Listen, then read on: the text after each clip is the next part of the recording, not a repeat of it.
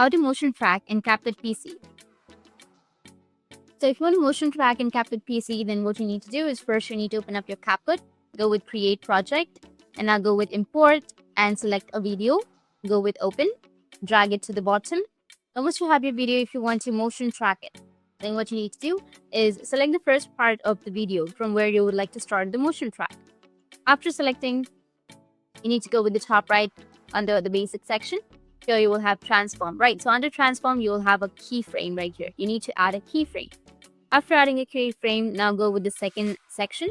After selecting the second part, you need to go and increase the scale. Go with the third section and again go with the scale and increase something. And go with the next point, again add the scale and go with the last point and a little bit more. That's it. Now if you play it, then as you can see that you will have a motion track in your CapCut PC. So that's it. And if you have any questions, feel free to comment below. Thanks for watching.